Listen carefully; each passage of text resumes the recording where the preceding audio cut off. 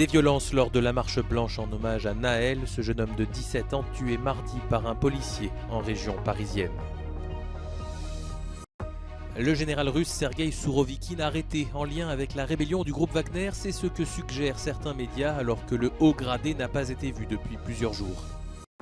L'intelligence artificielle ne représente pas une menace existentielle pour l'humanité, selon le patron de Microsoft, qui souhaite plus de coordination internationale en matière de gouvernance. Des milliers de personnes se sont rassemblées ce jeudi à Nanterre, en banlieue parisienne, pour réclamer justice. Naël, c'est l'ami à mon fils. C'était un enfant vraiment respectueux et gentil. On ressent du mal, on a très mal. On a très mal. Ça arrivé à Naël aujourd'hui et les autres, ça peut les arriver aussi. Naël, 17 ans, a été tué par la police mardi matin après avoir pris la fuite lors d'un contrôle routier. Selon le procureur chargé de l'affaire, les conditions légales d'usage des armes à feu n'ont pas été respectées par le policier. Son placement en détention a été ordonné, ainsi que sa mise en examen pour homicide volontaire. Mais pas de quoi calmer la rue.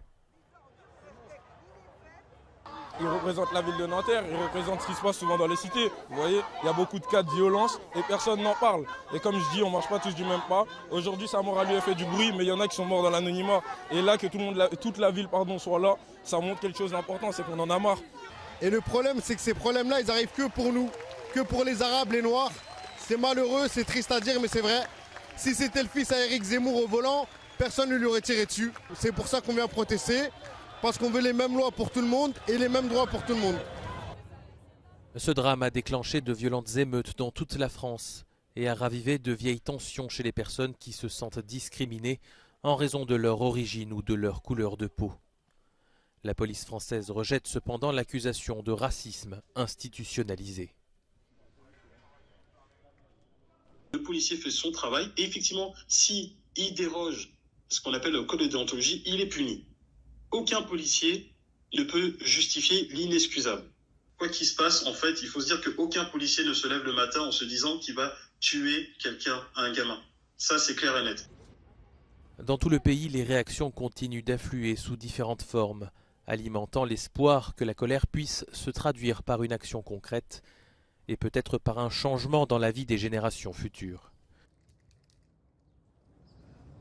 On a peur de s'habituer à ça, en fait. Parce qu'en fait, il y a une histoire qui chaque année revient et qui de mieux pour arrêter cette normalisation que la jeune génération. Merci.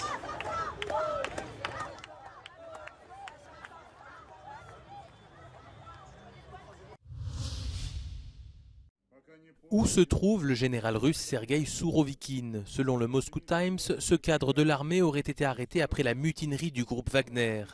Dans cette vidéo datant de vendredi dernier, il appelait le groupe paramilitaire à discuter avec l'armée. Il n'a pas été vu depuis samedi. Sa fille affirme qu'il est au travail et les autorités restent silencieuses. Dans ce document, une journaliste dit au porte-parole du Kremlin qu'il y a beaucoup de spéculations sur le général Sourovikine. Pouvez-vous nous expliquer ce qui se passe? Réponse de Dimitri Peskov, malheureusement je ne peux pas, je vous invite à contacter le ministère de la Défense dont c'est la prérogative. Surnommé le boucher de Syrie, le général Sourovikine a fait l'éloge d'Evgeny Prigojine à plusieurs reprises avant la mutinerie et certains médias dont le New York Times affirment qu'il était au courant des projets de rébellion de la milice privée.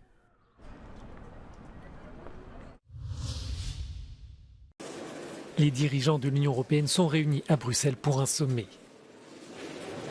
Ils évoqueront les conséquences de la rébellion en Russie le week-end dernier du groupe Wagner. Les 27 répètent que la mutinerie de cette formation paramilitaire relève des affaires internes russes. Mais les chefs d'État et de gouvernement veulent évaluer l'impact de cette révolte avortée sur le terrain en Ukraine et au sein du Kremlin. Das bedroht eben auch die Stabilität dann zum Beispiel eines Landes wie Russland. Auch das haben wir gesehen.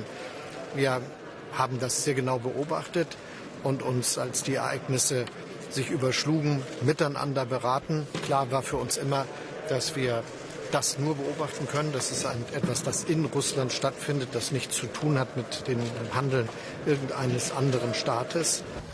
Les dirigeants comptent renouveler leur soutien à l'Ukraine dans son combat contre l'invasion russe. Cet engagement pourrait prendre la forme d'une aide militaire supplémentaire. Les 27 se sont entendus pour relever à 3,5 milliards d'euros le plafond de la Facilité européenne pour la paix. Mais ces nouveaux moyens pourraient se révéler insuffisants à long terme. La Commission européenne cherche donc à trouver la bonne solution juridique pour pouvoir utiliser les avoirs russes gelés. This showed deep cracks in Putin's system.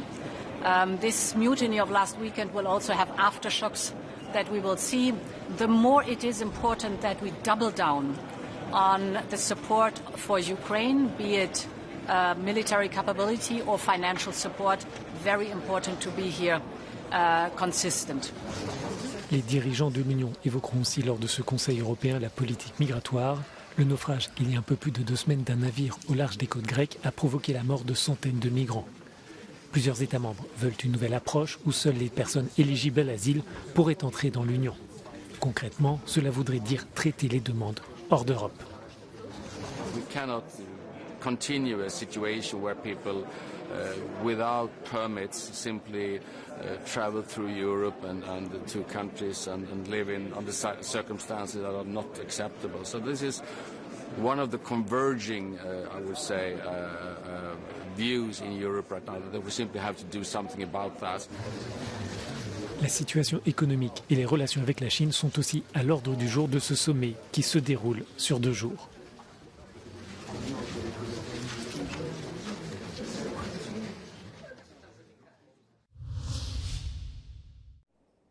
C'est un projet controversé qui vient d'être retoqué par la justice. Une cour d'appel britannique a déclaré ce jeudi illégal le projet d'expulser vers le Rwanda les migrants arrivés illégalement au Royaume-Uni. L'État africain n'est pas considéré par les juges comme un pays sûr.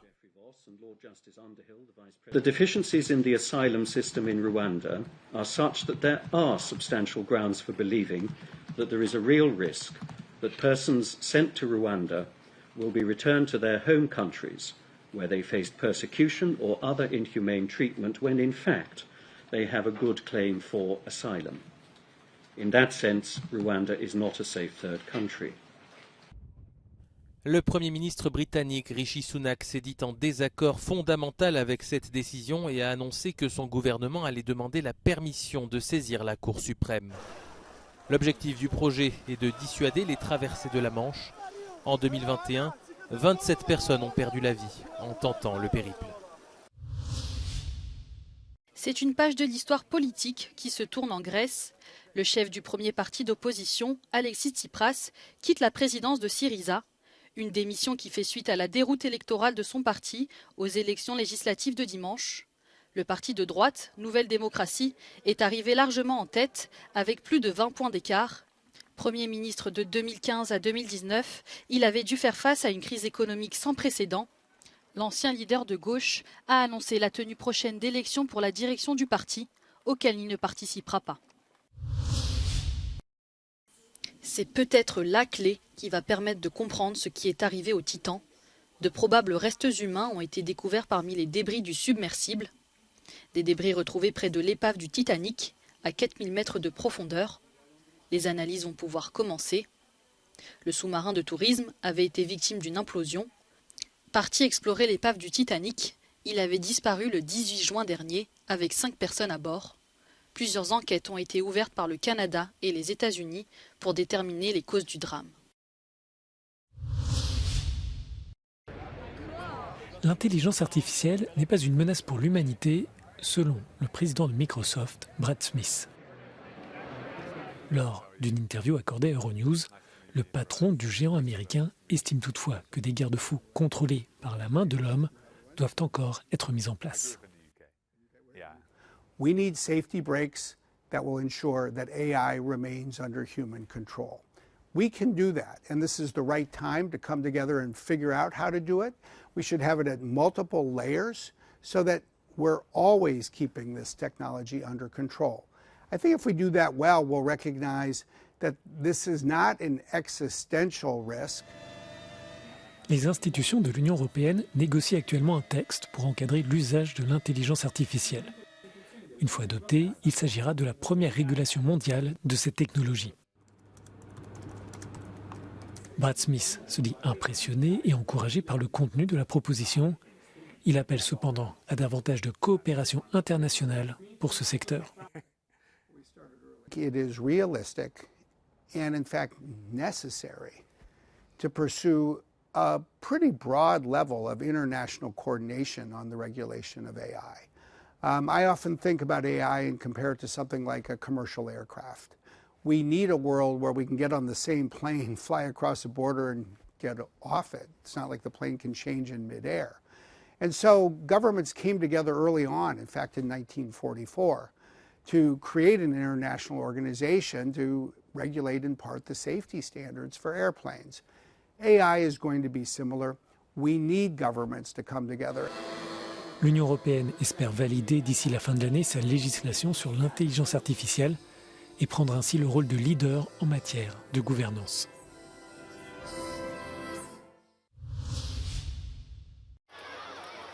Les femmes peuvent désormais se montrer seins nus dans toutes les piscines publiques de Catalogne en Espagne. Cette interdiction est une discrimination, a déclaré dimanche le ministère catalan de l'égalité et du féminisme. Le gouvernement régional a ordonné aux municipalités de mettre fin à l'interdiction. Irían topless, claro que sí, y muchas veces me han dicho no, tápate. Y en piscinas también de comunitarias y así. Es algo normal.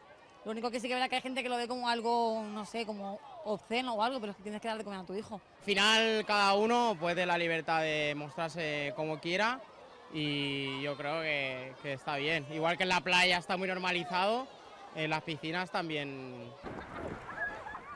Les autorités catalanes précisent qu'est également considérée comme discriminatoire l'interdiction d'allaiter un nourrisson dans les piscines publiques ou la prohibition du maillot de bain intégral, plus connu sous le nom de burkini.